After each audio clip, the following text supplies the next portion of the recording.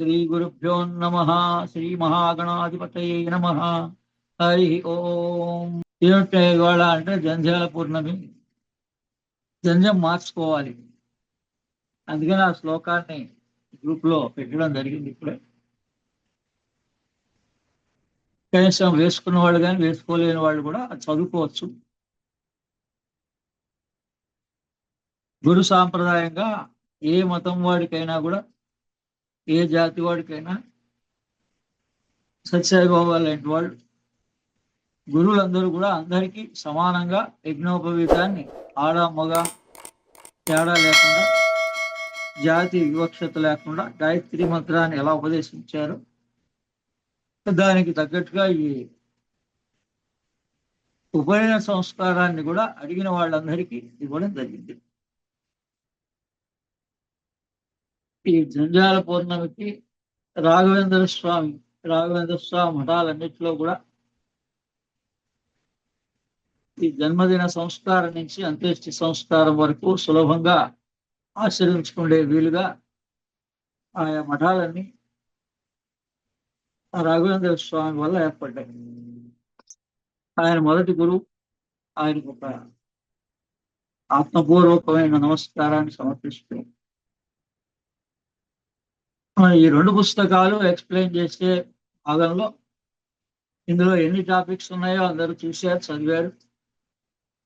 కానీ వీటన్నిటికీ కామన్ గా సౌందర్య లహరి అంటే ఏంటి అంటే, శ్రీ విద్య అంటేనే లలితా సహస్రనామే శ్రీ విద్య. అందులో రాయబడి ఉంటుంది ఒక స్తోత్రంలో, ఆత్మ విద్య, శ్రీ విద్య, మహావిద్య, షోడశాక్షరి విద్య. అందుకని శ్రీ విద్య ఏంటండి అంటే ఆత్మ విద్య. పూయామై అందరికీ గురువు.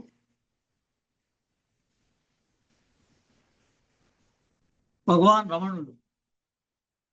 చాలా సులభంగా మనకి సాధన అంటే ఏం చేయాలండి ప్రతివాడు అంటే, ఊహ తెలిసినప్పటి నుంచే 8వ ఏటి నుంచే గనక, 5వ సంవత్సరం నుంచే గనక మనం ఎవరు, ఈ భూ ప్రపంచం ఏంటి, ఈ భూమిని నడిపిస్తున్న శక్తి ఏంటి, ఈ యావత్ భూమండలానికి శక్తి సూర్యుడి నుంచే వస్తోంది, ప్రాణశక్తి సూర్యుడి నుంచే వస్తోంది, మినరల్స్ అన్నిటికీ శక్తి సూర్యుడి నుంచే వస్తోంది. మరి ఉన్న సైన్స్ ని యాజ్ డీజ్ గా మనం నేర్చుకొని మన పిల్లలకి నేర్పగలిగి ఉంటే భారతదేశం జగద్గురు స్థాయిలో ఎప్పటికీ ఉండిపోతుంది. అందుకని విద్య గొప్పది. మన వంతు ప్రయత్నం మనం చేసుకొని మనం నేర్చుకోవాలి. మొదట ఉద్ధరేత్ ఆత్మానం, తర్వాత మిగిలిన సంగతి. కాబట్టి మనము మన కుటుంబంలో ఆ క్యాలెండర్లో రాసినటువంటి పర్వదినాల యొక్క విశిష్టత ఏంటి, అది మనం ఆచరించామా లేదా అని కాకుండా దాని విశిష్టత తెలుసుకొని పిల్లలకి నేర్పాల్సిన బాధ్యత మనకు ఉంది. ఆ విధంగా ఇవాళ ఎప్పుడో ఒక సంవత్సర కాల ప్రయత్నంలో ఈ రమణ తత్వాన్ని, ఈ రమణ మహర్షి అరుణాచలం వెళ్ళిన వాళ్ళు స్పెషల్గా తప్పనిసరిగా అక్కడ దాకా వెళితే చిన్న పుస్తకం తీసుకొని విచార సంగ్రహం దగ్గర నుంచి చాలాసార్లు చెప్పా. నేను ఎవరిని అనే పుస్తకమే చాలా పాకెట్ బుక్ లాగా కూడా తయారు చేసి వాళ్ళు తెలుగులో అన్ని లాంగ్వేజ్ల్లోనూ ప్రింట్ చేయడం జరిగింది. కాబట్టి అరుణాచలం అని గుర్తొస్తే రమణ కేంద్రం అంటే నేను ఎవరిని అని తెలుసుకోమన్నాడు ఆ మహానుభావుడు అని గుర్తుంటే చాలు. ఆ దృష్టితోటే వెళ్ళి అక్కడే ధ్యానం చేస్తే ఆయనే ఆ ధ్యానంలో మనకి కావాల్సిన స్ఫురణ కలిగిస్తాడు. లోపల నేను ఎవరిని అనేటువంటిది లోపల నుంచి రావలసిన ఎరుక, అవేర్నెస్, అది తప్పనిసరి. అప్పుడు ఏమని తెలుస్తుంది, కొంతకాలానికి లేదా ఒక సంవత్సరం సాధన చేస్తే నేను ఎవరిని, జీవాత్మని. హృదయంలో ఆ స్పందన కలుగుతుంది, జీవాత్మని. అయితే తర్వాత అసలు మనం దేనికోసం వచ్చాం, మనం జీవులం అని అందరూ తెలుసు మనకి. కానీ ఈ జీవాత్మ పుట్టినప్పుడు హృదయ స్థానంలో ఉంటుంది. దీని గమ్యం సహస్రారం. అందుకని ఈ బ్రెయిన్ యొక్క నాలెడ్జ్ని తెలుసుకోగలిగే అవకాశం మనిషికే ఉంది. 84 జీవరాశుల్లో, 84 లక్షల జీవరాశుల్లో మనిషి ఒక్కడికి మనం ఎవరో తెలుసుకోవచ్చు, మన బ్రెయిన్ ఏంటో తెలుసుకోవచ్చు. బ్రెయిన్ ఏంటో తెలిస్తే భగవంతుడు అంటే ఏంటో తెలిసిపోతుంది. అనే భగవత్ శక్తి అందరికీ సమానంగా ఎలా ఉంది. బయట మనం చూస్తే అందరూ ఇండిఫరెంట్ పర్సన్స్ గా ఉన్నాం, ఇండిఫరెంట్ కంట్రీస్, అన్ని డిఫరెన్స్ గానే కనిపిస్తుంది. పేరు సమానత్వం అంటారు కానీ సమానంగా ఏం కనిపించదు. కానీ భగవంతుడు మాత్రం సమానంగానే ఉన్నాడు అని చెప్పడం జరిగింది.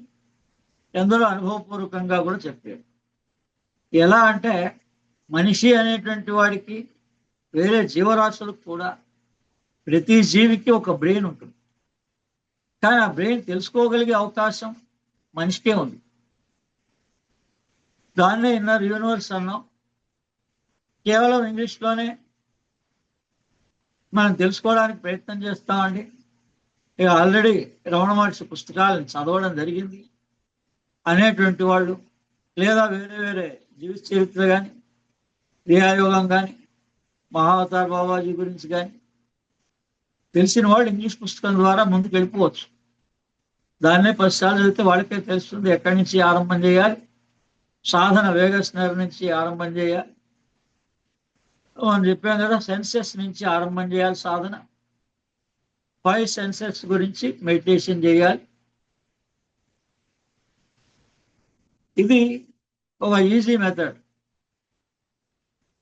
అది ఎప్పుడు గురువుకి, సంస్థకి పూర్తి డెడికేటెడ్గా ఉన్నటువంటి పర్సన్ చాలా సులభ మార్గంలో కేవలం ఇంగ్లీష్ పుస్తకాన్ని ఆశ్రయించి మేము ఈ సాధనను చేసుకోవచ్చు. రెండవది సౌందర్య లహరి, యోగ విజ్ఞానం. యోగం అంతా పతంజలి యోగ సూత్రాలే. పతంజలి యోగమే యోగం. సూర్య విజ్ఞానమే యోగం. సూర్య విజ్ఞానాన్ని తెలుసుకోవడం, ఉపయోగించుకోవడమే యోగం.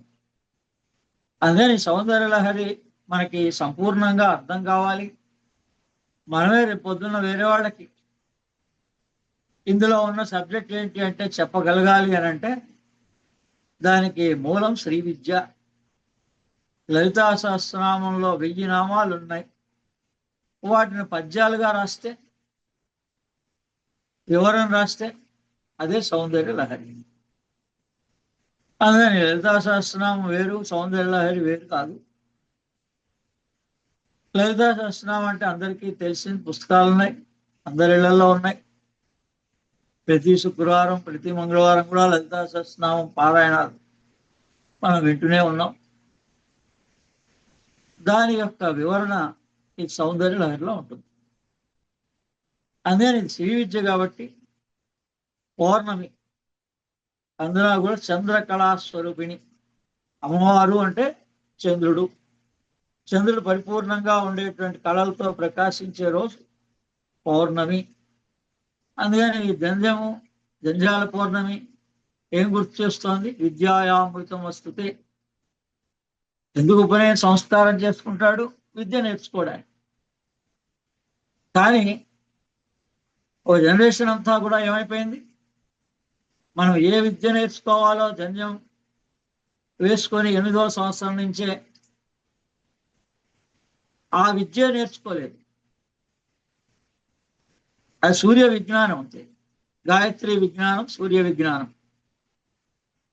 ఎవరిని అడగండి మరి పెద్దవాళ్ళని. జంధ్యం మాత్రం మార్చేసుకుంటున్నాం. ఏమంటే ఉపనయన సంస్కారం అయిందంటే పెళ్లికి ముందు అయింది అంటున్నాం. మరి దాని ద్వారా ఏం నేర్చుకున్నారండి అంటే ఏం సమాధానం లేదు. అందుకే మన పిల్లలందరికీ ఇన్ని రకాల సమస్యలు. ప్రతి కుటుంబంలో కూడా సమస్యలు లేనటువంటి వాడు లేడు, వాడు చెప్పినా చెప్పపోయినా. ఏ విద్యను తెలుసుకోవాలని భూమి మీదకి మానవుడిగా పుట్టామో, మనం ఎవరో తెలుసుకోవాలని పుట్టామో, ఈ జీవుడి యొక్క కోరిక నెరవేర్చాలని పుట్టామో, ఆ విషయాలనే వదిలేసాం. అందుకని మనం ఎవరు అంటే తల్లి గర్భంలో నుంచి వచ్చినప్పుడు, తల్లి గర్భంలో ఉన్నప్పుడు కూడా మనకి స్ఫురణ, హృదయంలో నేను అనే స్ఫురణ ఉన్నది. తిరిగి దాన్ని తెచ్చుకోవడమే. ఇప్పుడు కొత్తగా ఏం లేదు. నేనని మాట్లాడుతూనే ఉన్నాం. ఆ నేననే స్పందన లోపల నుంచి ఎక్కడి నుంచి వస్తుంది అని హృదయం నుంచి వస్తుంది. దాన్నే హృదయ స్పందన అన్నారు. అది షణ్ముఖి ముద్రలో కూర్చొని ప్రాక్టీస్ చేస్తూ చేస్తూ చేస్తూ ఉంటే కూడా తెలిసిపోతుంది. అందుకని క్రియాయోగం, యోగాలన్నింటిలోకి క్రియాయోగం గొప్పది. సరే, ఎవరు ఒప్పుకున్నా ఒప్పుకోకపోయినా ఓంకార సాధన, క్రియాయోగం అంటే ఓంకార సాధనే. కానీ క్రియాయోగం చేస్తున్నవాడు కూడా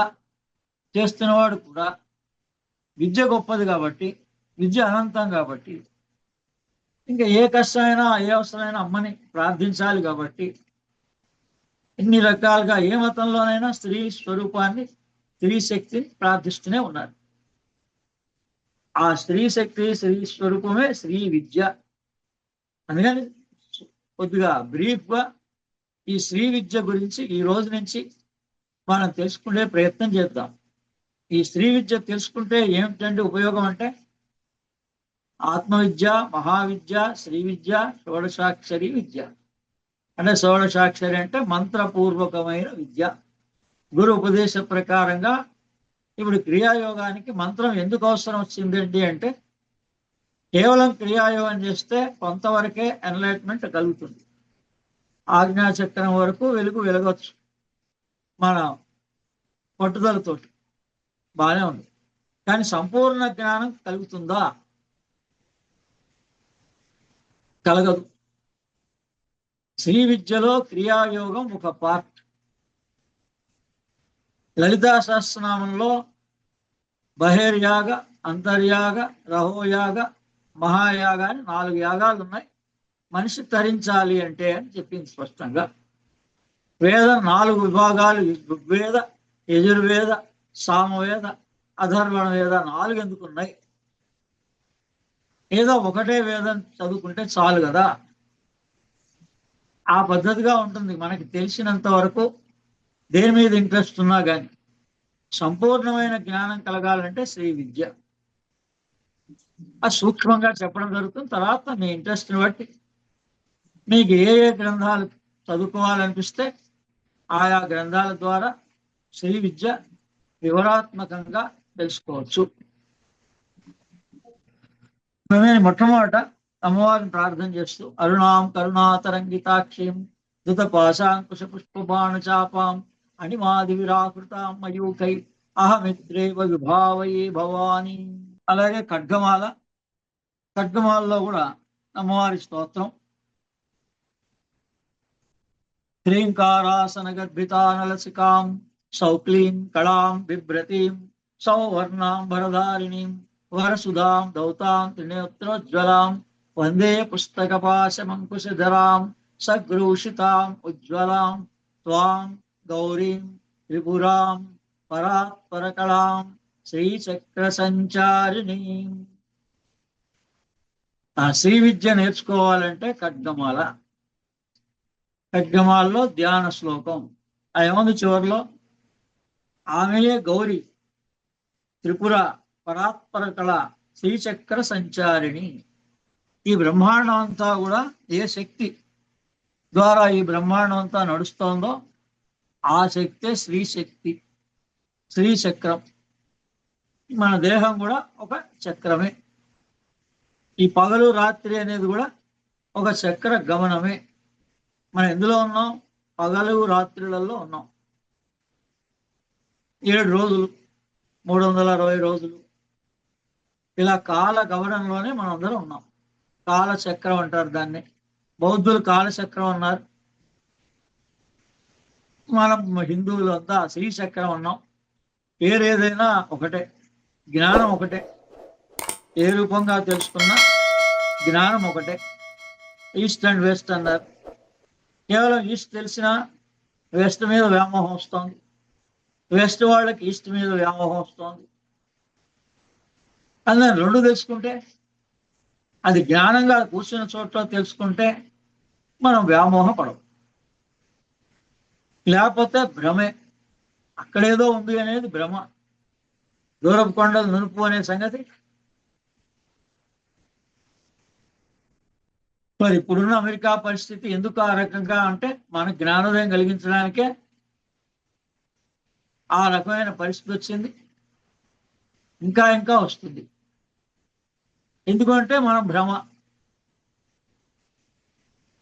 మన వాళ్ళేమో ఆల్ వెస్టర్న్ పీపుల్ అంతా సోల్ ఎన్లైట్మెంట్ గురించి ఇండియాకి వస్తుంది. ఎప్పుడైనా ఎప్పటికైనా కూడా ఏదో ఒక పేరు మీద ఏదో గురువుని ఆశ్రయించి ఇక్కడ ఏదో మన దృష్టి అంతా మన పిల్లలు చదువుకోవాలి, విదేశాలకు వెళ్ళిపోవాలి. అందుకని అసలు దీనికి ఏంటి కారణం అంటే విద్యలోనే లోపం ఉంది. మనం ఏ విద్య తెలుసుకోవాలో ఆ విద్య తెలుసుకోలేదు సులభంగా. కాబట్టి ఈ లలితాదేవి ఆ అమ్మవారిని ప్రార్థిస్తూ శ్రీ లలితాంబిక పూజా విధానం. పొద్దున దసరా నవరాత్రులు వస్తాయి. ఎప్పుడైనా అమ్మవారిని పూజించవచ్చు. ప్రతి పౌర్ణమి కూడా ఆరంభం చేసి ఇలా సులభంగా ఇది రాసిన వాళ్ళు ఎవరంటే శ్రీ శ్రీ శ్రీ చిదానంద భారతీ స్వామి భువనేశ్వరి పీఠం గన్నవరం. ఆయన లేరు, ఇప్పుడు వేరే కొత్త ఆయన ఉన్నారు ఆ పీఠానికి. పాత ఆయన ఉన్నప్పుడు ప్రింట్ చేసి ఉండొచ్చు. ఇది గన్నవరం స్వామీజీ అని భువనేశ్వరి పీఠాధ్యక్షులు. 1921 ఆషాఢ మాసంలో చాతుర్మాస దీక్ష సందర్భంగా ఆయన ఈ పుస్తకాన్ని ప్రచురించడం జరిగింది. సహస్రనామము కంఠస్థమైన వారికి పుస్తకం ఆ రోజుల్లో ఉచితంగా ఇవ్వబడింది.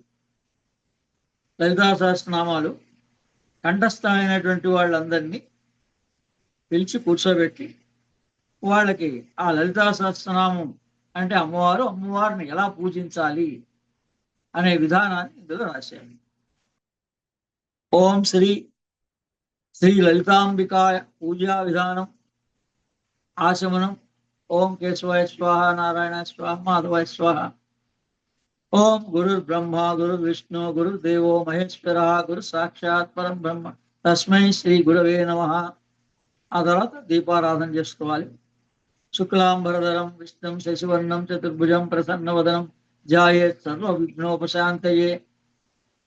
ఆ తర్వాత గంట వాయించి ఈ మంత్రం చదువుతూ అక్షింతలు వేసి కుడి చేతితో గంట వాయించి ఆచమనం చేసి 3 నామాలతో నీళ్లు తాగి ఈ కేశవ నామాలన్నీ కూడా 24 నామాలు.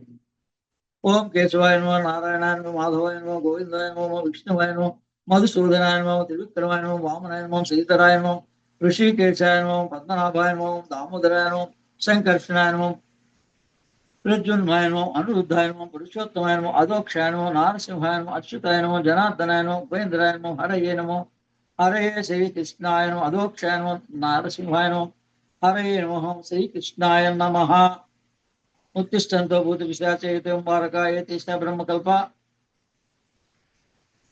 దేవి పూజా సమారభే. ఇప్పుడు ప్రాణాయామం ఇది రాసి పెట్టుకోండి అందరూ అన్ని పుస్తకాల్లో. రేపు గణపతి పూజ, మరి ఏ పూజ? నిన్న వరలక్ష్మి పూజ చేశారు నిన్ననే. కానీ ఈ విషయాన్ని ఇప్పటి వరకు చాలా కొద్ది మందికే తెలుసు. అందుకని మీ అదృష్టం, మీకు ఒక పద్ధతి ప్రకారంగా అన్ని విషయాలు తెలియబడతాయి. అందులో అన్నిటికన్నా ప్రాధాన్యత చెందింది ఇదంతా మానసిక పూజ కూడా చేసుకోవచ్చు. స్వర యోగంలో మానసిక పూజగా తెల్లారుజామునే లేచి చేయగలిగితే ఒప్పుకుంటే స్నానం చేయొచ్చు. స్నానం లేకపోయినా ఈ యోగం ధ్యానం అంతా కూడా సూర్యోదయం సమయానికి అయిపోతుంది.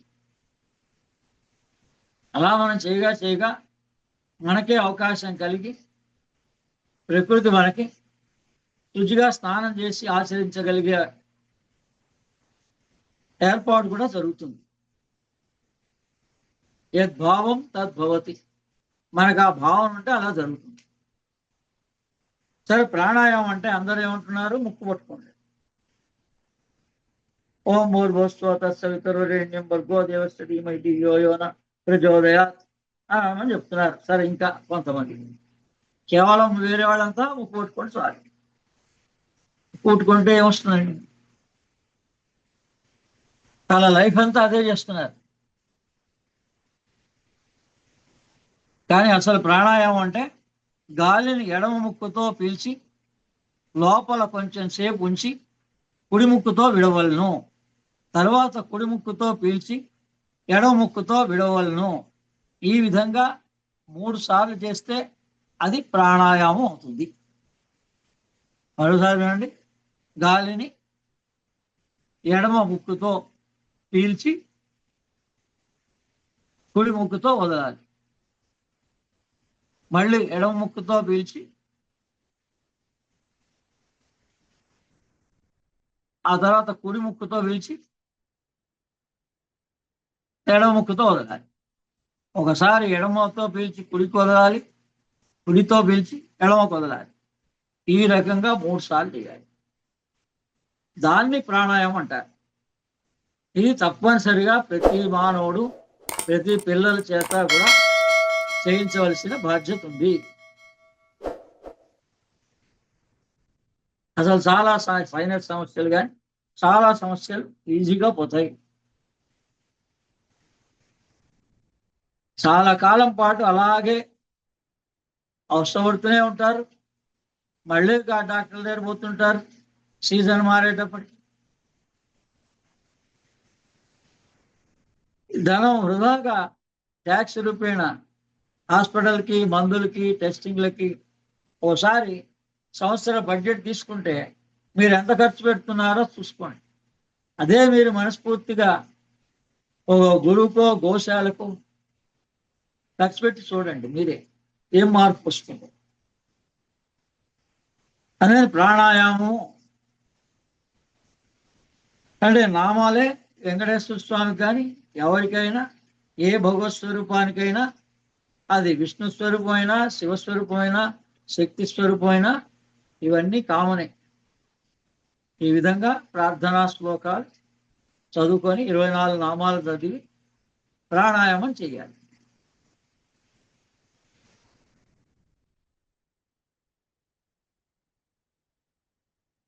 అలవాటైన వాడికైతే 1 నిమిషం లోపలే 3 సార్లు ప్రాణాయామం కూడా అయిపోతుంది. అని ప్రాక్టీస్ చేయండి. ఈ రోజు నుంచి పిల్లలకి నేర్పండి.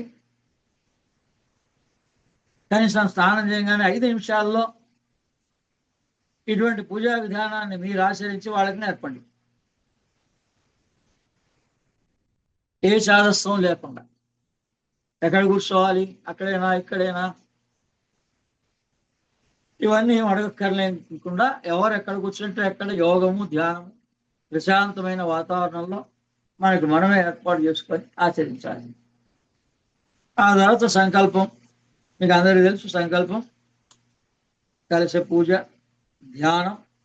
సర్వమంగళ మాంగళ్యే శివే సర్వార్థ సాధకే శరణ్యే త్ర్యంబకే దేవి నారాయణ నమోస్తుతే. ఇక మిగిలినవన్నీ ఆసనము, ఆవాహనము, అర్ఘ్యము, ప్రాదము, ఆసనము, మధుపర్కము, పంచామృత స్థానం, శుద్ధోదక స్థానం, వస్త్రం, కంఠసూత్రం, ఆభరణం, గంధం, పుష్పం, అంగపూజ.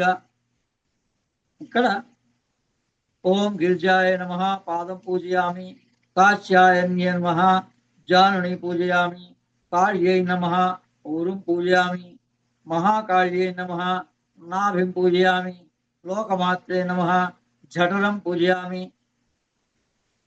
शिवायै नमः स्तनं पूजयामि, कमलहस्तान्यै नमः भुजौ पूजयामि, भक्तवत्सलाय नमः करं पूजयामि, इंदुमुख्यै नमः मुखं पूजयामि, त्रिनेत्रायै नमः नेत्रं पूजयामि, गिरिवर्धने नमः नासिकां पूजयामि, शिववल्लभायै नमः ललाटं पूजयामि, श्री महादेव्यै नमः सर्वांगानि पूजयामि. మానసికంగా మన శరీరంలోని భాగాల్ని ఈ నామాలతో కూడా ఆచరించుకోవచ్చు. వాటన్నిటిని గుర్తుపెట్టుకోవాలనే అవే ప్రధాన పాయింట్లు మన దేహంలో ఇవి. వీటిని జాగ్రత్తగా చూసుకుంటే ఆరోగ్యం బాగుంటుందని చెప్పడమే ఈ విద్యలోని భాగం, విద్య యొక్క ప్రాధాన్యత. అది తెలుసుకోకుండా మనం చాదస్తంగా వాటిని కొన్ని సంవత్సరాల నుంచి అలాగే పూజలు చేస్తూనే ఉన్నారు. దాని నుంచి మరి ఏ యోగాన్ని పొందారు, ఏ ధ్యానాన్ని పొందారు అనేది ఆత్మ విమర్శన చేసుకోవాలి ఎవరికి వాళ్ళు. అంగపూజ అయిన తర్వాత శ్రీమాత శ్రీ మహారాజ్ని అక్కడి నుంచి మొదలుపెట్టి ఆ 1000 నామాల్లో సరే 1000 నామాలు చదవగలిగిన వాడు చదువుతారు. లేకపోయినా లలితా సహస్రనామ శ్లోకాలని పఠించుతూ కుంకుమతో కానీ పుష్పాలతో కానీ అక్షంతలతో కానీ పూజ చేసుకొని సమయం లేని ఎడల విశతంతు తనీయసి అనే 40వ శ్లోకం వరకు గల అష్టోత్తర శతనామాలతోనైనా పూజించవచ్చు. సహస్రనామాలకి ముందు శ్రీ ఖడ్గమాల నామ స్తోత్రాన్ని కూడా పఠించవచ్చు. అందుకని ఏమన్నారు స్తోత్రంలో, లలితా సహస్రనామ స్తోత్రం, ఆ స్తోత్రంలో 40వ స్తోత్రం వరకు అయినా చదువుకుంటే చాలు అన్నారు. అక్కడ వరకు చదువుదాం. ఓం శ్రీ మాతా శ్రీ మహారాజ్ని శ్రీమత్సింహాసనేశ్వరి చిదగ్నికుండ సంభూత దేవకార్య సముజ్జత ఉజ్జద్భాను సహస్రాభా చతుర్బాహు సమన్విత రాగస్వరూప పాషాఢ్య క్రోధాకారాంకురోజ్వల మనోరూపేక్షకోదండ పంచతన్మాత్ర సాయక నిజారుణ ప్రభాపూరమజ్జత్ బ్రహ్మాండ మండల చంపకా శోక పున్నాగ సౌగంధి కలసత్కచ కురవిందమిని శ్రేణి కనత్కోటీర మండిత అష్టమీ చంద్ర విభ్ర అలికస్థల శోభిత ముఖచంద్ర కళంకాప మృగనాభ విశేషక వదన స్వర మాంగళ్య పురతోరణ చల్లిక వక్ర లక్ష్మీ పరివాహ చల నీనావలోచన నవ చంపక పుష్పాప నాసాబండ విరాజిత తారాకాంతి తిరస్కారి నాసాభరణ భువ భాసుర కదంబ మంజరి క్లుప్త కర్ణపూర మనోహర తాటంకయుగళి భూత తపనోడుపు మండల పద్మరాగ శిలాదర్శి పరిభావి కపోలభూ నవ విభ్రమ బింబ శ్రీ నిత్యారుణదచ్చర శుద్ధ విద్యాంకురాకార ద్విజ పంచిద్వయోజ్వల కర్పూర వీటికామోద సమాకర్షద్యుగంతర నిజ సల్లాప మాధుర్య నిర్వర్షిత కచ్చపి మందస్ఫిత ప్రభాపూర మజ్జత్ కామేశ మానస అనాకలిక సాదృశ్య చుముఖ స్త్రీ విరాజిత కామేశ బద్ధ మాంగళ్య సూత్ర శోభిత కందర కనకాంగద కేయోర కమనీయ భుజాన్విత రత్నగ్రేవ చింతా కలోల ముక్తా ఫలాన్విత కామేశ్వర ప్రేమరత్న మణి ప్రతిపన్నది నాభ్యాల బాల గోమాళి లతాఫల కుచద్వయై లక్ష రోమ లతాధారత సమున్నేయ మధ్యమ స్తన భారతలన్మజ్జ పట్టబంధవళిత్రయ అరుణారుణ కౌసుంభ వస్త్ర వాస్పత్తటీకటి రత్న కింకిణికారమ్య రసనాధామభూషిత కామేశ జ్ఞాత సౌభాగ్య మాధవోరుద్దయాన్విత మాణిక్య ముకుటాకార జానుద్వై విరాజిత ఇంద్రగోప పరిక్షిప్త స్మర భూలాభజన్నిక గూఢగుల్భ కూర్మగుష్టు జయస్తు ప్రభదాన్విత నఖదీతికి సంచన్న సముజ్జన తమోగుణ పదద్వయ ప్రభాజాల పరాకృత సరోహరుఘ సంజ్ఞాన మణిమంజీర మండిత శ్రీపదాంబుజ మరాళీ మందగమన మహాలావణ్య సేవదిహి సర్వారుణ అనవద్యాంగి సర్వాభరణ భూషిత శివకామేశ్వరాంకస్త శివస్వాధీన వల్లభ సుమేరు మధ్య శృంగస్థ శ్రీమన్నగర నాయిక చింతామణి గృహంతస్థ పంచబ్రహ్మాసన స్థిత మహాపద్మాటవీ సంస్థ కదంబ వనవాసిని సుధాసాగర మధ్యస్థ కామాక్షి కామదాయిని దేవర్షిగణ సంఘాత సూజమానాత్మ వైభవ బండాసుర విరోదుక్త శక్తి సేనా సమన్విత సంపత్కరీ సమారూఢ సింధుర వ్రజ సేవిత అశ్వారూఢాదిష్ట కోటి విరావృత చక్రరాజ రథారూఢ సర్వాయుధ పరిష్కృత గేయ చక్రరథారూఢ మంత్రిణి పరిసేవిత గిరిచక్రరథారూఢ దండనాథ పురస్కృత జ్వాలా మాలిని కాక్షిప్తవగ్ని ప్రాకార మధ్యగా బండ సైన్యవదోదుక్త శక్తి విక్రమహర్షిత నిత్యా పరాక్రమాడోప నిరీక్షమ సంస్థుత బండ సైన్యవదోదుక్త బాలా విక్రమనందిత మంత్రిణ్యంబా విరసిత శృంగవదతోషిత విశుక్ర ప్రాణహరణ వారాహి వీర్యనందిత కామేశ్వర ముఖాలోక కల్పిత శ్రీ గణేశ్వర మహాగణేశ నిర్భిన్న విఘ్నయంత్ర ప్రహర్షిత బండాసురేంద్ర విఘ్నుస్త శస్త్ర ప్రత్యస్త వర్షిణి కరాంగుళినకోత్పన్న నారాయణ దశాకృతి महापाशुपतप्ताग्निर्दग्धासुर सैनिका कामेश्वरास्त निर्दग्ध पंडासुर शून्यका ब्रह्मोपेन्द्र महेन्द्रादिदेव संस्कृत वैभव हर नेत्राग्र संदज्ञ काम संजीवनौषधि श्रीमद्वाग्भवकूटैक स्वरूप मुख पंकजा घंटादक्कടി पर्यंत मध्य कूट स्वरूपिणी शक्तिकूटैकतापण्य कक्षधो भागधारिणी मूल मंत्रात्मिका मूलकूटत्रय कळेवरा कुलामृतैकरसिका कुल संकेतपालिनी कुलांगना कुलांतस्था कौलिनी कुलयोगिनी अकुला समयांतस्था समयाचार तत्परा मूलाधारैक निलया ब्रह्मग्रंथि विभेदिनी मणिपूरांतरुता विष्णुग्रंथि विभेदिनी आज्ञाचक्रांतरालस्था रुद्रग्रंथि विभेदिनी सहस्राराम्बुजारूढ़ा सुधासारा विवर्षिणी कटिलता समृचि षट्चक्रोपरि संस्थिता महाशक्ति कुंडलिनी विशतंतु तनीयसी ఇవి అష్టోత్తర శతనామములు. కనీసం ఇక్కడ వరకన్నా చదువుకోవాలి.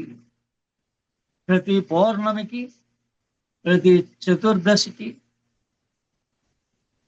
కూడా చదవచ్చు.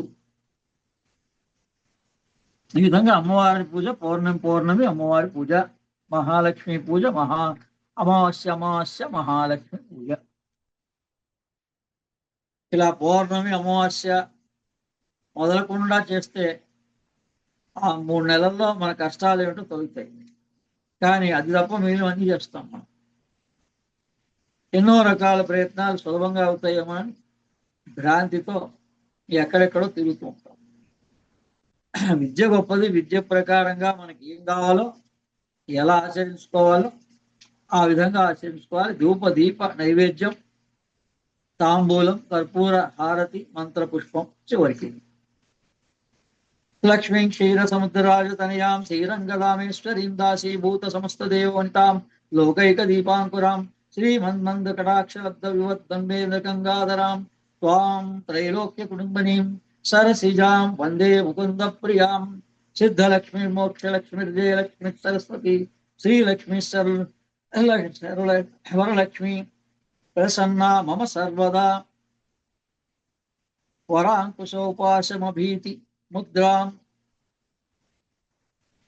ఈ విధంగా మంత్రపుష్పాన్ని సర్వమంగళ మాంగళ్యే శివే సర్వార్థసాధికే శరణ్యే త్ర్యంబకే దేవి నారాయణమోస్తుతే.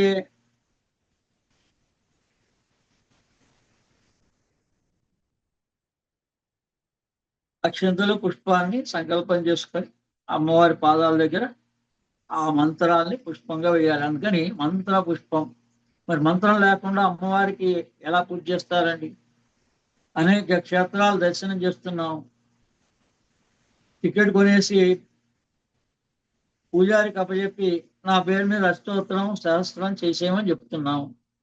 మరి చివరిలో ఆయన కూడా అక్షింతలు పూలు పట్టుకొని సంకల్పం చేయమని మొదట చెప్తున్నాడు, చివర మంత్ర పుష్పం దగ్గర మళ్ళోసారి ఇస్తున్నాడు. కానీ అది మనం ఇంటి దగ్గర చేసుకుంటున్నామా? అసలు దాని అంతరార్థం ఏంటో తెలుసుకున్నామా? పురుష సూక్తం, స్త్రీ సూక్తం, మంత్ర పుష్పం ఏ క్షేత్రంలోనైనా ఏ దేవాలయంలోనైనా పూజించేది పురుష స్వరూపానికి పురుష సూక్తం ద్వారా, స్త్రీ స్వరూపమైన అమ్మవారి స్వరూపానికి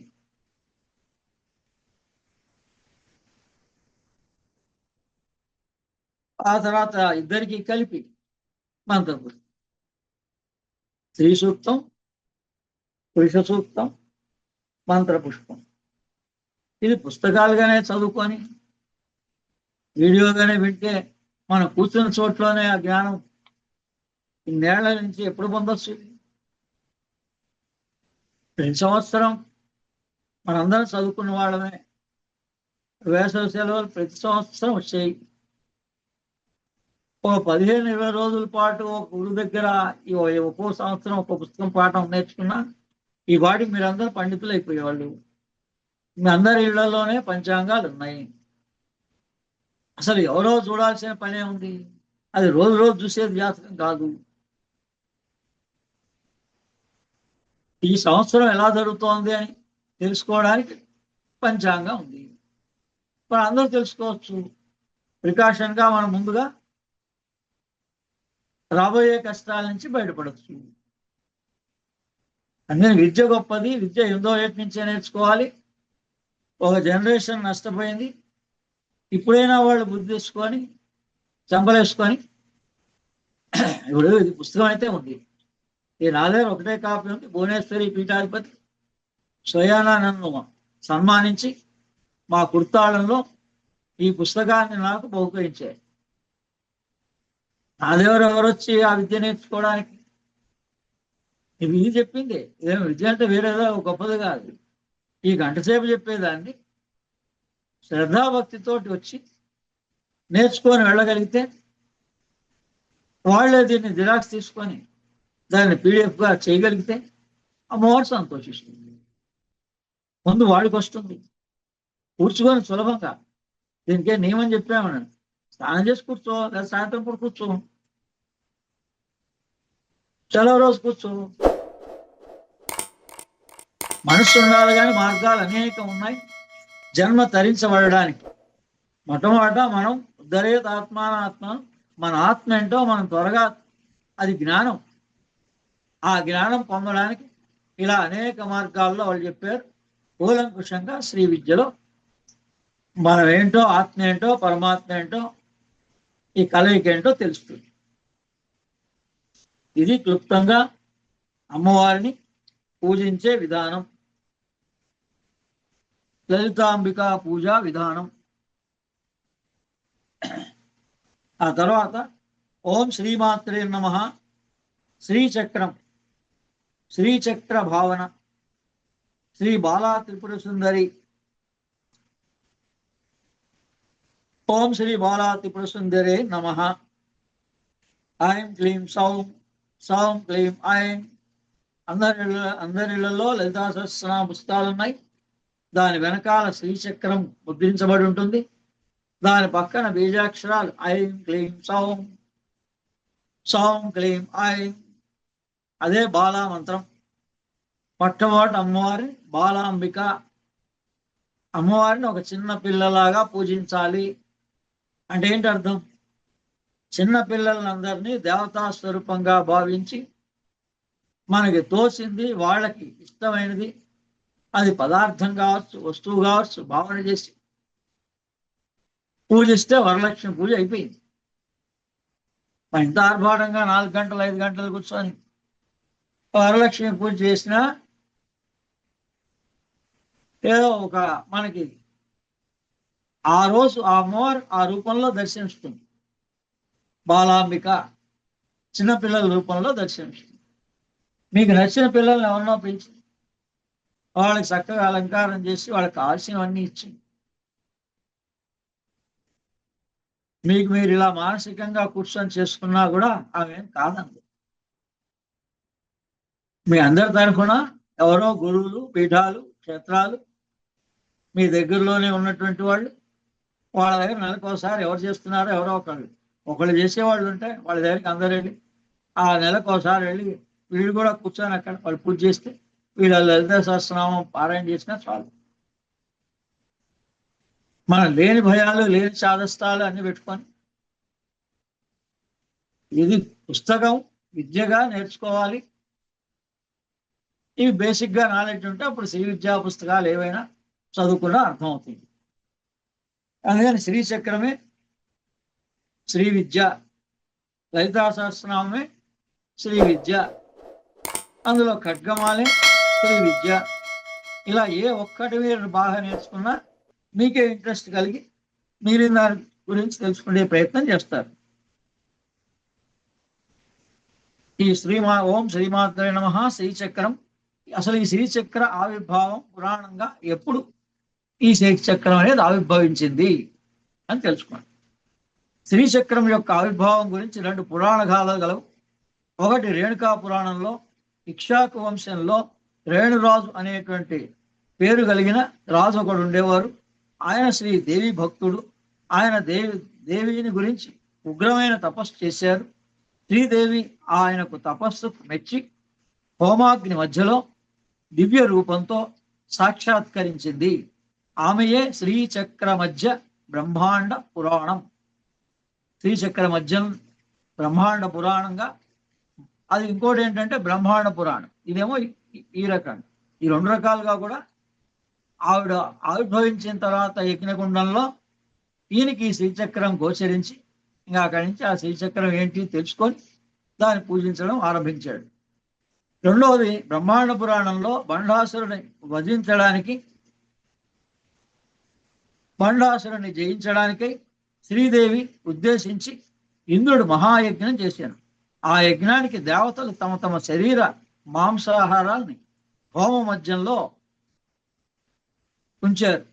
దేవతల త్యాగానికి సంతోషించిన దేవి కోటి సూర్య సమమైన తేజస్సుతో, కోటి చంద్ర శీతల మయూఖములతో ఆ హోమాగ్ని మధ్యలో, మళ్ళీ ఇక్కడ కూడా హోమ మధ్యంలో ఇంద్రుడు చేశాడు ఈసారి.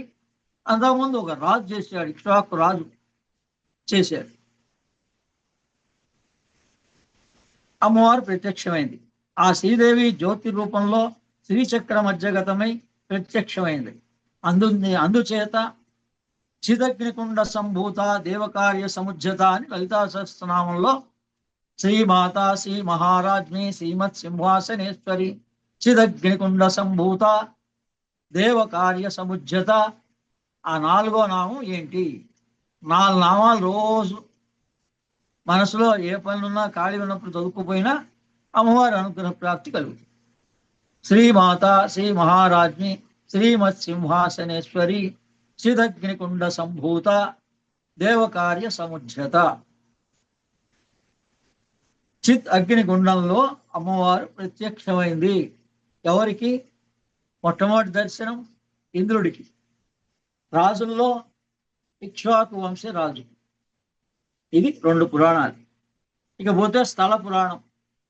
ఈ వృత్తాంత సందర్భంగా యజ్ఞం గోదావరి నదీ తీరంలో నేటి రాజమహేంద్రవరంలో కోటిలింగ క్షేత్రం దగ్గర జరిగింది.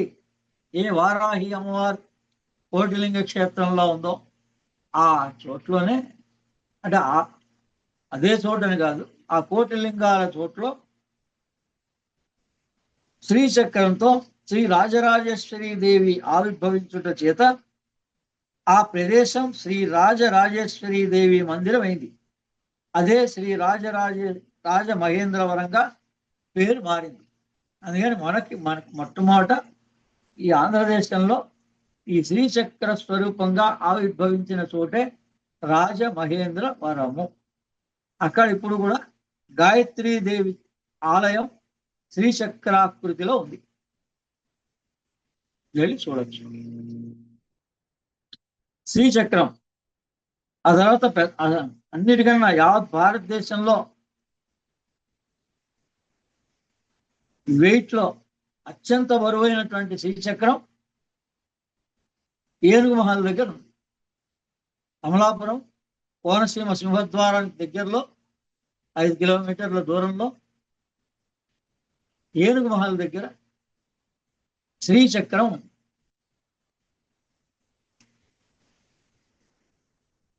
శ్రీచక్రం 4. ఇప్పుడు శ్రీచక్రం, ఈ శ్రీచక్రం అంటే ఏంటి? ఈ చక్రంలో ఎన్ని విభాగాలు ఉంటాయి? ఈ శ్రీచక్రానికి 4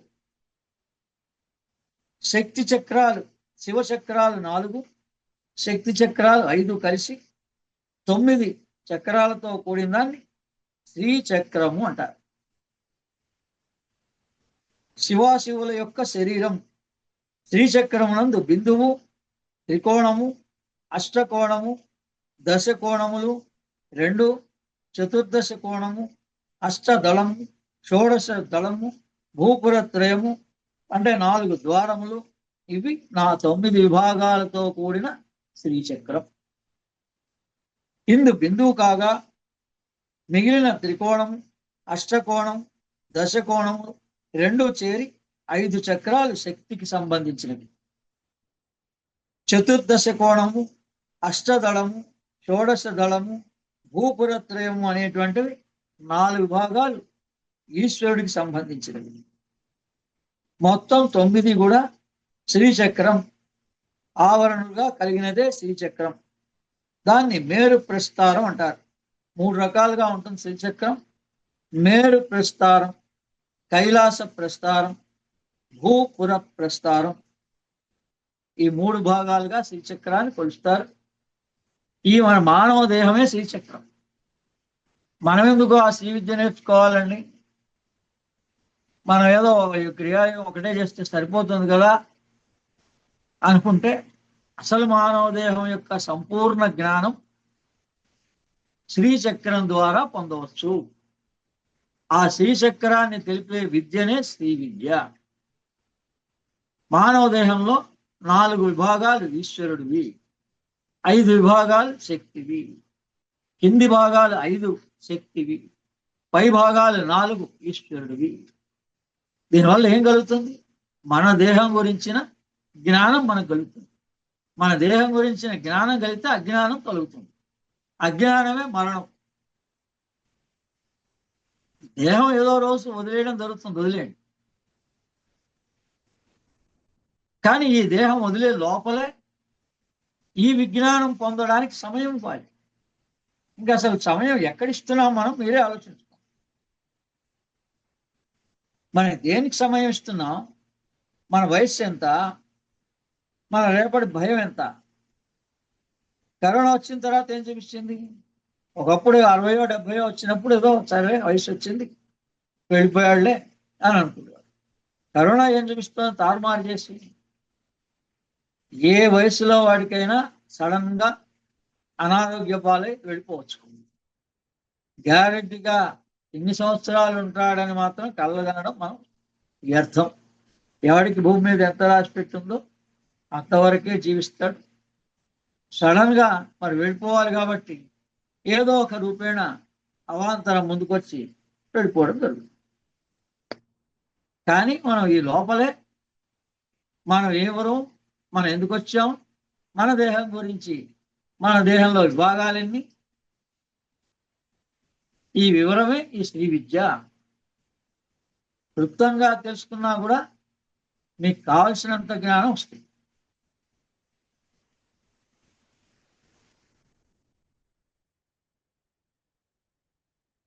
ఆ తర్వాత ఏమన్నారు?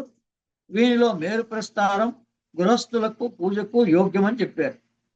మానవ శరీరానికి శ్రీచక్రానికి, ఇప్పుడు చెప్తున్నా కదా, మానవ శరీరానికి శ్రీచక్రానికి సంబంధం ఉన్నది. దీన్నే పిండాండ బ్రహ్మాండ సంబంధం అని అంటారు. శివశక్తి చక్రాలు 9 ప్రపంచానికి మూల కారణమైన ప్రకృతులు.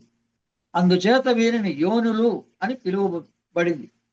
ఈ 9 యోనులే నవధాతువులు. నవధాతువులై పరాశక్తి దేహంలో ఎలా ఉన్నాయండి? 9. మానవ దేహమే 9 భాగాలుగా ఎలా ఉంది? చర్మము, రక్తము, మాంసము, మేధస్సు, అస్థికలు, ఎముకలు, ఈ 5 కూడా శక్తికి మూలకాలు. మన దేహంలోని శక్తి భాగాలు చర్మము, రక్తము, మాంసము, మేధస్సు, అస్థికలు. ఇకపోతే ఆ ఎముకల్లో ఉండే మజ్జ, శుక్లము, ప్రాణము, ఓజస్సు, జీవధాతు, ఇవి 4 శివుడికి సంబంధించినవి. ఈ 9 ధాతువులు నవచక్రాత్మకములు. దశమ యోని యొగు బిందు స్థానానికి పరాశక్తి ఈశ్వరి కావున నవచక్రాత్మకమైన దేహం అంతర్గత బిందు స్థానమందు పరాశక్తి అధివసించి ఉంటుంది. ఈ విధంగా చరాత్మకమైనటువంటి పిండాండం బ్రహ్మాండాలకి సంబంధం ఉన్నది. బ్రహ్మాండమున వృద్ధి వ్యాధి పంచమహాభూతములు, శక్త్యాత్మకములు, మాయా, శుద్ధ విద్య, మహేశ్వరుడు, సదాశివుడు అనేవి 4 విభాగాలు శివాత్మకములు. పంచభూతములు, తన్మాత్రలు, పంచ జ్ఞానేంద్రియములు, పంచ కర్మేంద్రియములు, అంతరింద్రియమైన మనస్సు, మాయాది చతుష్టయము చేరి 25 తత్వాలు అంటే మనం ఇది తత్వాలుగా తెలుసుకోగలిగితే భగవంతుడు అన్నా భగవత్ తత్వం అన్నా ఒకటే. బాగా గమనించుకోండి, శ్రీచక్రం అన్నా మానవ శరీరం అన్నా ఒకటే. మనం డాక్టర్గా చదవాలంటే కొన్ని లక్షలు కావాలి. పిల్లలు నేను డాక్టర్ అవుతా, నేను డాక్టర్ అవుతా, నేను డాక్టర్ అవుతా. ఈ శ్రీ విద్య తెలుసుకుంటే నీకు ప్రాప్తమైనటువంటిది నువ్వు ఏ ప్రయత్నం చేసినా 3 రకాల డాక్టర్లుగా వైద్యం 3 రకాలు ఉంది. హోమియోపతి వైద్యం ఉంది, ఆయుర్వేద వైద్యం ఉంది, ఇంగ్లీష్ వైద్యం ఉంది. నీకు నీ అదృష్టానికి ఎందులో సీట్ వస్తే అందులో తీసుకెళ్ళి. ఇదే కావాలి, మా వాడు ఇలాగే డాక్టర్ అవ్వాలి, ఉన్న ధనమంతా అప్పులు చేసి ఏంటి వాడు సాధించేది? డాక్టర్ అయినా ఆత్మహత్య చేసుకుంటున్నాడు. ఏమన్నా అర్థం ఉందా? మరి ఈ విద్య తెలిసిన వాడు ఎవడన్నా ఆత్మహత్య చేసుకుంటాడా? జైల్లో అయినా కూర్చోవచ్చు హాయిగా. ఎటువంటి బాహ్య పరిస్థితికి మనకేం సంబంధం లేదు. మనకి ఎలా రాసి పెట్టుంటే, మనం గతంలో కర్మ ఎలా చేస్తే, మనం పొరపాటు చేస్తే జైలు పోకుండా దేవుడు రక్షిస్తాడా? చెప్పండి. పూజలు పునస్కారాలు బహిర్గతం చేసి ధర్మంలో లేనప్పుడు మనకి అనర్థాలన్నీ వస్తుంటే ఆ దేవతలు రక్షిస్తారా? అసలు పూజ గురించి అవసరం ఏంటి? విద్య నేర్చుకోవాలి. ఆ పూజ గురించి సంవత్సరాలు చేసేస్తూనే ఉన్నారు. నేనేం పూజలు పునస్కారాలు చేయలేదు. ఇప్పుడు నిన్న కూడా వరలక్ష్మి వ్రతం మీరు చేసినట్టుగా నేనేం చేయలేదు. నాకు ఈ అద్భుతమైన విజ్ఞానాన్ని శ్రీ విద్యని మా గురుగారు కూడా ఇలా ఒక క్లాసులో నేర్పలేదు. రామకుమార్ని అడగండి. 11 సంవత్సరాల అనుభవంలో ఆయనతో ఉన్నటువంటి జీవిత కాలంలో శ్రీ విద్యా ఉపాసకుడు, లలిత భట్టారిక పీఠాధిపతి, 500 గ్రంథాలు రాసిన ఆయన మరి మాకు ఎప్పుడెప్పుడు నేర్పించారు, ఎలా నేర్పించారు అడగండి. మీకింత సులభంగా జంజాల పూర్ణమి రోజున అమ్మవారే ఆత్మలో ప్రవేశించి ఈ శ్రీ విద్యని నా జన్మ ధన్యమైంది. నాకు మరోసారి అసలు గంట సేపట్లో శ్రీ విద్యని పునఃస్మరించుకునే భాగ్యం కలిగించింది. మనం గురువు దగ్గరికి రావడానికి కష్టం. ఎవరి ప్రాప్తం ఉంటే అందుకని వాళ్ళని ప్రోత్సహించి కనీసం నేను కాగితం మీద కన్నా రాయండి, మీకు బాధ్యత ఏర్పడుతుంది అని నిన్న కాగితం మీద రాయించడానికి 4 నెలల సమయం పట్టింది.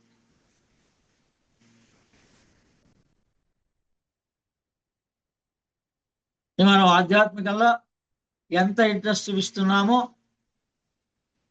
మనం విద్య గురించి ఎంత శ్రద్ధ వహిస్తున్నామో మనకి మనమే ఆత్మ పరిశీలన చేసుకోవచ్చు.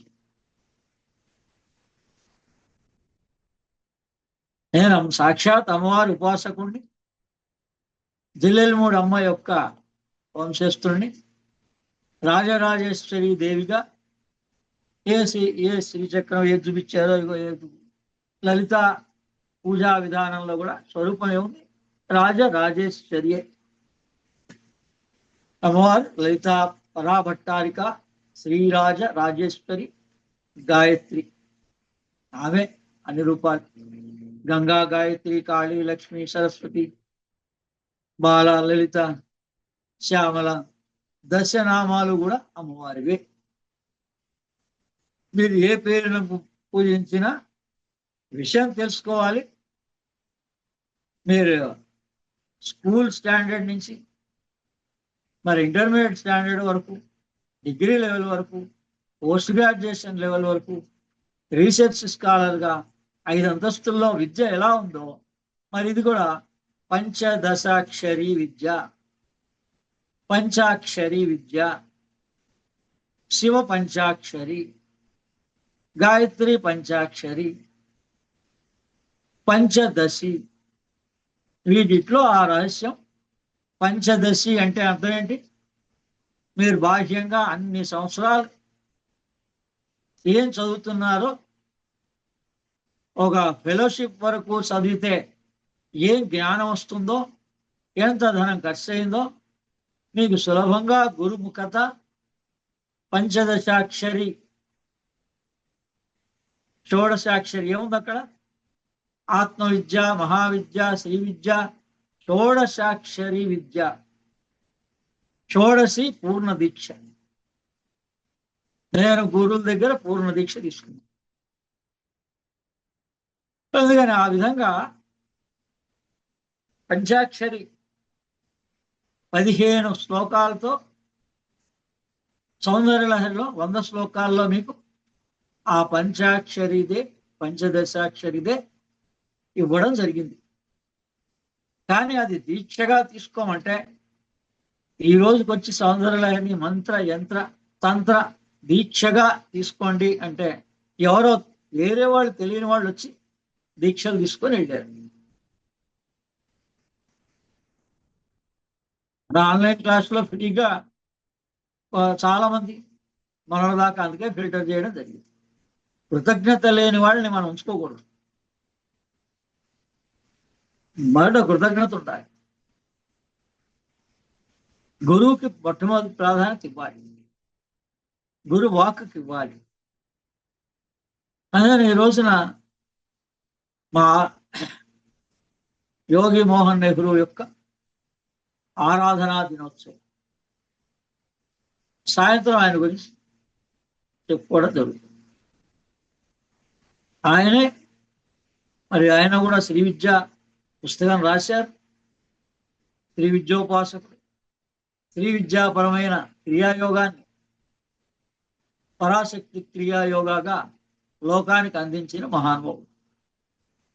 కాబట్టి ఆయన అనుగ్రహంతో, అందరి గురువుల అనుగ్రహంతో ఈ శ్రీ విద్యని ఇంత సులభంగా మానవ దేహమే శ్రీచక్రము, శ్రీచక్రమే శ్రీ విద్య.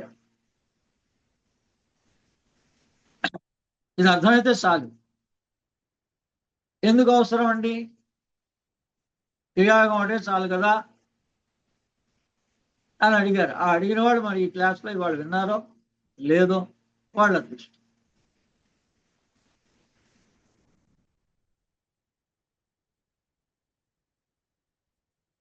ఈ విధంగా ఈ శ్రీచక్రంలోని ఒక్కొక్క విభాగాన్ని కూడా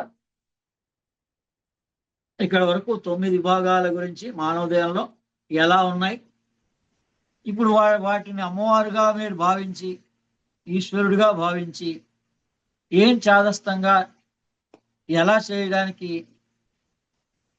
ఎలా తెలుసుకోగలుగుతారు ఇంతకాలంలో? ఈ మనలోనే ఉన్నటువంటి చర్మము, రక్తము, మాంసము, మేధస్సు, అస్థికలు, ఇది శక్తి యొక్క విభాగాలు. మజ్జ, శుక్లము, ప్రాణము, ఓజస్సు ఈశ్వరుని యొక్క విభాగాలు. మరి ఈ 9 మనకి ప్రధానమైన అంశాలు దేహంలో. నవ చక్రాలు, నవ యోని, నవరంధ్రాలతో కూడింది. దీన్నే రామాయణము, అయోధ్య అన్నారు. ఏమన్నారు?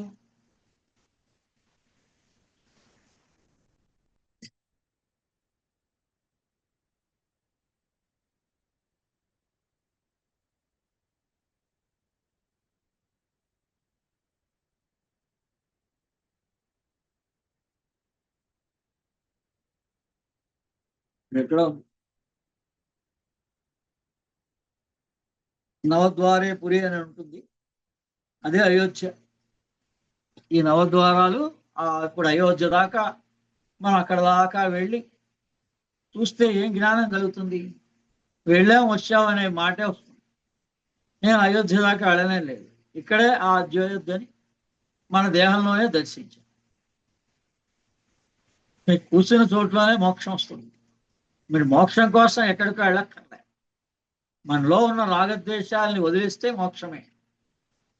రాగద్వేషాలు వదిలేస్తే విద్య నేర్చుకోవాలనే సమయం బోళ్ళంత ఉంటుంది. అప్పుడు ఏం చేయాలి? ఈ విధంగా చిన్న పుస్తకాల్లో 4 పుస్తకాలు చదువుకోండి, లేదా ఈ పుస్తకాన్ని వివరాత్మకంగా సౌందర్యాన్ని తెలుసుకోవాలనే కోరిక ఉంటే శ్రీ విద్య వచ్చేస్తుంది. పుస్తకం అయితే అందరి చేతుల్లోకి వచ్చింది, కానీ ఆ పుస్తకం నేర్చుకోవాలనే ఇంట్రెస్ట్ ఎంతమందికి ఉంది? సమయం లేదు అనే మాట అందరికి కాదు, అది సమయం ఉన్నవాళ్ళు ఉన్నారు. కానీ వాళ్ళు ఆ విద్య నేర్చుకోవాలనే దృష్టితోటి గురువుని ఆశ్రయించాలి అనేటువంటి భావన గురువు ఉన్నప్పుడు కలగాలి. గురువు వెళ్ళిపోయిన తర్వాత కలిగితే లాభం ఏముంది?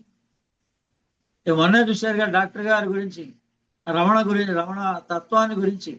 మరి ఆ మహానుభావుడు రమణ అనుగ్రహాన్ని పొందిన వ్యక్తి, మరి ఆయన్ని ఒకసారి కలుద్దాం, పుస్తకం ఇద్దాం అనుకునేటప్పటికల్లా ఆయన నెల క్రితమే వెళ్ళిపోయారండి అన్నారు.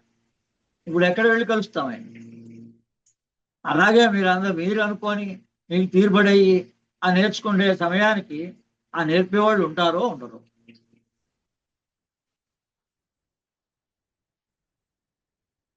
ఇది అద్భుతమైన రోజున జంజాల పూర్ణమి రాఘవేంద్ర స్వామి ఉత్సవాలు జరుగుతూ ఉంటాయి. కాబట్టి ఆయన అనుగ్రహంతో, అనేక మంది గురువుల యొక్క అనుగ్రహంతో, అమ్మవారి అనుగ్రహంతో మనం ఈ శ్రీ విద్యని ఆరంభం చేయడం జరిగింది. నా వరకు నేను జన్మ ధన్యమైంది. మీ అందరికి కూడా అమ్మవారి యొక్క అనుగ్రహం కలగాలని, ఈ శ్రీ చక్రం అంటే ఏంటో, దేహం అంటే ఏంటో, మానవ దేహంలోని 9 విభాగాలు ఏంటో, నవరంధ్రాలు ఎందుకున్నాయో వీటి జ్ఞానం తెలుసుకుంటే ఈ 9 రంధ్రాల్లోంచి ఈ ప్రాణం పోతే తిరిగి మళ్ళీ వస్తాడు మనిషి. అదే కనుక బ్రహ్మరంధ్రం నుంచి పోతే తిరిగి రాడు.